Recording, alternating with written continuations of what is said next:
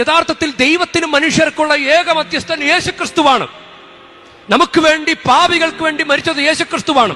ഇനി മാതാവ് സഹരക്ഷക എന്ന് പറഞ്ഞു കഴിഞ്ഞാൽ, സിമ്പിളായിട്ട് പറഞ്ഞു കഴിഞ്ഞാൽ 90% ഈശോയ്ക്ക്, 10% മാതാവിനോ? അത് ശരിയാകില്ല. മാതാവ് പോലും അത് ആഗ്രഹിക്കുന്നില്ല. മാതാവ് സഹരക്ഷക എന്ന് പറഞ്ഞു കഴിഞ്ഞാൽ 10% മാതാവിന് കൊടുക്കേണ്ടി വരും. അങ്ങനെയല്ല. മാതാവല്ല നമുക്ക് വേണ്ടി കുരിശിൽ മരിച്ചത്, യേശുക്രിസ്തുവാണ് കുരിശിൽ മരിച്ചത്. അതുകൊണ്ട് യേശുക്രിസ്തു വഴിയാണ് നമുക്ക് രക്ഷ. ഇത് നമ്മൾ ഏറ്റുപറയണം. ഇത് മാതാവ് ഏറ്റുപറഞ്ഞിട്ടുണ്ട് കുരിശിൻ ചുവട്ടിൽ നിന്നുകൊണ്ട്. അതുകൊണ്ടാണ് മാതാവിനെ ഇങ്ങനെ ഉയർത്തിയത്. ഇന്നലെ നമ്മൾ റോമിൽ നിന്ന് നമുക്കൊരു അറിയിപ്പ് നമുക്ക് ലഭിച്ചിട്ടുണ്ട്. അത് പലരും അറിഞ്ഞു കാണും. അതായത് dicastery for the doctrine for the of the faith, DDF എന്ന് പറയും, dicastery for the doctrine of the faith. അങ്ങനെ ഒരു തിരുസംഘം, അതിന്റെ ഭാഗമായി മാറ്റർ പോപ്പുലി ഫിദേലിസ്, അത് the mother of the faithful people of God, Mariyam വിശ്വാസികളുടെ അമ്മയാണ്. അങ്ങനെ ഒരു പ്രയോഗം കൊണ്ടുവന്നിട്ട് പറയുകയാണ്, ആളുകള് ജോൺ പോൾ രണ്ടാമൻ പാപ്പായുടെ കാലം മുതൽ തന്നെ അതിഭക്തരായ, മരിയ ഭക്തരായ ആളുകൾ, അവര് മാതാവിനെ സഹരക്ഷക ആയി പ്രഖ്യാപിക്കണം എന്നൊരു മുറവിളി ഉണ്ടായി. മാതാവ് സഹരക്ഷകയാണ്, മാതാവ് സഹരക്ഷകയാണ്, മാതാവ് ഇങ്ങനെ പറയാൻ തുടങ്ങി. അപ്പോ അത് കത്തോലിക്ക സഭയിലെ മാതാവിനെ കുറിച്ച് പഠിപ്പിക്കുന്ന 4 വിശ്വാസത്യങ്ങൾ AD 431 മാതാവ് ദൈവത്തിന്റെ അമ്മയാണെന്ന് സഭ പഠിപ്പിച്ചു.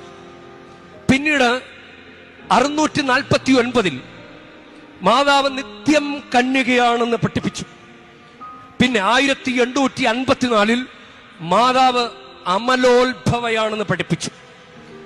1950 മാതാവ് സ്വർഗാരോപിതയാണെന്ന് പഠിപ്പിച്ചു. അപ്പം അത് 1950 നവംബർ 1-ാം തീയതിയാണ് മുനിഫിച്ചെന്തിസിമുസ് ദേവൂസ് എന്ന ഡോക്യുമെന്റ് വഴി മാതാവ് സ്വർഗാരോപിതയാണെന്നുള്ള ആ സത്യം സഭയെ പഠിപ്പിച്ചത്.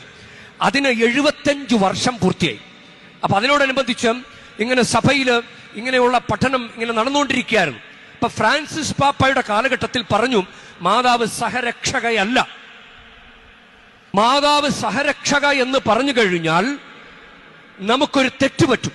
യേശു ഏകരക്ഷകൻ എന്ന ആ കാര്യത്തിന് തെറ്റുപറ്റും. അതുകൊണ്ട് മാതാവിന് ആവശ്യമില്ലാത്ത അപദാനങ്ങൾ ചാർത്തിക്കൊടുക്കരുത് എന്ന് ഇന്നലെ ലയോ 14 പാപ്പ കത്തോലിക്ക സഭയോട് പറഞ്ഞു. പലരും അത് തെറ്റിദ്ധരിച്ചിട്ടുണ്ട്. അതുപോലെ തന്നെ മറ്റൊരു പ്രയോഗം, മാതാവ് സകല കൃപകളുടെയും മധ്യസ്ഥയാണ് എന്ന പ്രയോഗം. ഇങ്ങനെ മധ്യസ്ഥ എന്ന് പറയുമ്പോൾ ചിലപ്പോൾ തെറ്റിദ്ധരിക്കാൻ സാധ്യതയുണ്ട്. ഒരുപക്ഷെ നിങ്ങൾക്കറിയാവോ എന്നറിയില്ല, കത്തോലിക്ക സഭയില് ദൈവത്തിന് കൊടുക്കുന്നത് ആരാധനയാണ്, വർഷിപ്പ്. അതിന് ലാറ്റിൻ വാക്ക് പറയുന്ന ലാട്രിയ എന്നാണ്. ലാട്രിയ നിങ്ങൾ ഗൂഗിളിൽ അടിച്ചു നോക്കിയാൽ കാണും, LATRIA, ലാട്രിയ. ലാട്രിയ ദൈവത്തിന് കൊടുക്കുന്നത് ലാട്രിയ ആണ്. ഇനി മാതാവിന് കൊടുക്കുന്നത് വെനറേഷനാണ്. അതിന് പറയുന്നത് വിശുദ്ധരില് ഏറ്റവും കൂടുതൽ വണക്കം കൊടുക്കുന്നത് മാതാവിനാണ്. അതുകൊണ്ട് അതിവണക്കം എന്ന് മലയാളത്തിൽ പറയും. ലാറ്റിനില് ഹൈപ്പർദൂളിയ, ധൂളിയ എന്നുള്ള വാക്കും DULIA, ധൂളിയ, ഹൈപ്പർദൂളിയ. യൗസേപ്പ് പിതാവിന് ഫ്രാൻസിസ് പാപ്പ തന്നെ പഠിപ്പിച്ചു, ആദ്യ വണക്കം യൗസേപ്പ് പിതാവിനും കൊടുക്കണം. അത് പ്രോട്ടോധൂളിയ. മറ്റു വിശുദ്ധർക്ക് വെറും ധൂളിയ എന്നുള്ള വാക്ക് മാത്രം. അപ്പൊ ചില ഇടങ്ങളിലൊക്കെ വിശുദ്ധർക്ക് ഇങ്ങനെ കുറെ പ്രാധാന്യം കൊടുക്കുന്നു. ദൈവത്തിന് കൊടുക്കേണ്ട ആട്രിബ്യൂട്ട് എടുത്തിട്ട് അത്ഭുത പ്രവർത്തകൻ, അസാധ്യ കാര്യങ്ങളുടെ മധ്യസ്ഥൻ എന്നൊക്കെ പറഞ്ഞ് ദൈവത്തിന്റെ ചേരുവകകൾ എടുത്ത് വിശുദ്ധർക്ക് കൊടുക്കുന്നു. വിശുദ്ധര് ദൈവമല്ലല്ലോ, മാതാവ് ദൈവമല്ല. അപ്പൊ അതാണ് മാതാവിനെ ദൈവത്തെ പോലെ ആക്കുന്ന ഒരു രീതി സഭയിലെ കണ്ടു തുടങ്ങി. അതുകൊണ്ടാണ് ഇപ്പോ ലയോ 14 പാപ്പ അടിവരയിട്ട് പറഞ്ഞു, DDF, അത് ഡെക്കാസ്റ്ററി four the doctrine of the faith. അതിലൂടെ ഈ ഒരു തിരുവെഴുത്ത്, അത് സഭയുടെ ഡോക്ട്രിൻ ക്രിസ്റ്റോളജിയുമായിട്ട് ബന്ധപ്പെട്ട ഒരു കാര്യമാണ്. അപ്പൊ പലർക്കും അത് മനസ്സിലായി. ഇന്നലെ ഒരാൾ ഓടി വന്നിട്ട് പറയാണ്, അച്ഛാ ഇതെന്താണ്, എന്റെ മാതാവിന്റെ മധ്യസ്ഥയാണ്, അയ്യോ ഇതൊക്കെ കേൾക്കും എനിക്കാകെ ഇത് സങ്കടമായി, മാതാവ് മധ്യസ്ഥയല്ലേ എന്നൊക്കെ പറഞ്ഞു. അപ്പോ ഇത് യഥാർത്ഥത്തിൽ ദൈവത്തിനും മനുഷ്യർക്കുള്ള ഏക മധ്യസ്ഥൻ യേശുക്രിസ്തുവാണ്. നമുക്ക് വേണ്ടി, പാപികൾക്ക് വേണ്ടി മരിച്ചത് യേശുക്രിസ്തുവാണ്. ഇനി മാതാവ് സഹരക്ഷക എന്ന് പറഞ്ഞു കഴിഞ്ഞാൽ, സിമ്പിളായിട്ട് പറഞ്ഞു കഴിഞ്ഞാൽ 90% ഈശോയ്ക്ക്, 10% മാതാവിനോ? അത് ശരിയാകില്ല. മാതാവ് പോലും അത് ആഗ്രഹിക്കുന്നില്ല. മാതാവ് സഹരക്ഷക എന്ന് പറഞ്ഞു കഴിഞ്ഞാൽ 10% മാതാവിന് കൊടുക്കേണ്ടി വരും. അങ്ങനെയല്ല. മാതാവല്ല നമുക്ക് വേണ്ടി കുരിശിൽ മരിച്ചത്, യേശുക്രിസ്തുവാണ് കുരിശിൽ മരിച്ചത്. അതുകൊണ്ട് യേശുക്രിസ്തു വഴിയാണ് നമുക്ക് രക്ഷ. ഇത് നമ്മൾ ഏറ്റുപറയണം. ഇത് മാതാവ് ഏറ്റുപറഞ്ഞിട്ടുണ്ട് കുരിശിൻ ചുവട്ടിൽ നിന്നുകൊണ്ട്. അതുകൊണ്ടാണ് മാതാവിനെ ഇങ്ങനെ ഉയർത്തിയത്. പ്രിയ ദൈവ പൈതലേ, നീയും നിന്റെ കുർബാനർപ്പണം വഴി, കുർബാന സ്വീകരണം വഴി, കുംഭസാരം വഴി ആകാശത്തിൻ കീഴെ മനുഷ്യരക്ഷയ്ക്ക് വേണ്ടി മറ്റൊരു നാമവും നൽകപ്പെട്ടിട്ടില്ല എന്ന് നീ പറയണം, നീ പ്രഘോഷിക്കണം. നിനക്ക് ഇത് ഏറ്റുപറയാൻ വേറൊരു ചാൻസ് ഇല്ല. കുർബാനർപ്പണം, കുർബാന സ്വീകരണം, കുംഭസാരം ഇതുവഴിയല്ലാതെ നിനക്ക്, പ്രിയ ദൈവവൈതലം, നിനക്ക് സുവിശേഷ പ്രഘോഷണം ആളുകളുടെ മുമ്പിൽ പോയി പറയാൻ സാധിക്കുമോ? കൃത്യമായിട്ട് മരിയോളജി, ക്രിസ്റ്റോളജി എന്താണെന്ന് പഠിക്കാതെ എങ്ങനെ നിനക്ക് മനസ്സിലാവും? അതിന്റെ അടിസ്ഥാനമില്ലാതെ നിനക്ക് പറയാൻ പറ്റുകയില്ല.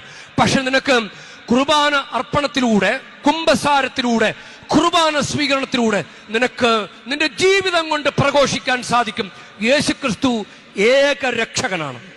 അതാണ് നടപടി പുസ്തകം 4:12 പത്രോസ് വിളിച്ചു പറഞ്ഞു. തള്ളിപ്പറഞ്ഞവൻ, എനിക്കവൻ അറിയാലെന്ന് പറഞ്ഞവൻ 10 മടങ്ങ് തീഷ്ണതയോടെ വിളിച്ചു പറഞ്ഞു, ആകാശത്തിന് കീഴെ മനുഷ്യരക്ഷയ്ക്ക് വേണ്ടി മറ്റൊരു നാമവും നൽകപ്പെട്ടിട്ടില്ല. അതിൽ വെള്ളം ചേർക്കരുത്. നമ്മൾ മാതാവിന് കുറച്ച് സ്ഥാനം കൊടുത്തു കഴിഞ്ഞാൽ യേശുക്രിസ്തു ഏകരക്ഷകൻ എന്ന കാര്യത്തിൽ നമ്മൾ വെള്ളം ചേർക്കുകയാണ്.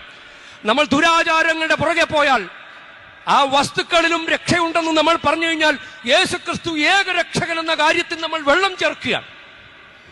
അതാണ് ഈ പ്രവണത വന്നതുകൊണ്ടാണ് ഇപ്പോ ഇങ്ങനെ ഒരു ഡോക്യുമെന്റ് നമുക്ക് തന്നിരിക്കുന്നത്. അതുകൊണ്ട് നമ്മളത് പഠിച്ചേ പറ്റൂ, നമ്മളത് വിശ്വസിച്ചേ പറ്റൂ, നമ്മളത് പ്രഘോഷിച്ചേ പറ്റൂ. കാരണം നമ്മൾ കർത്താവിനെ അറിഞ്ഞവരാണ്. അറിഞ്ഞവർക്കിനി പിന്നോക്കം പോകാൻ പറ്റുകയില്ല. ഇത് കർത്താവ്, നമ്മുടെ യേശുക്രിസ്തു നമ്മുടെ കർത്താവായിരിക്കുന്നതിന് വേണ്ടിയിട്ടാണ്. നിനക്ക് കർത്താവ് നിന്റെ കർത്താവാകണം. നിനക്ക് കർത്താവിനും വേണം, വേറെ ദുരാചാരങ്ങളും മറ്റു കാര്യങ്ങളും കൂടെ പിടിക്കണോ? നിനക്ക് കർത്താവിന്റെ അധികാരത്തിലും കർത്താവിന്റെ അനുഗ്രഹങ്ങൾ അത് നിനക്ക് വേണമെങ്കിൽ നീ വേറെ ഒന്നിനെയും കൂട്ടുപിടിക്കരുത്.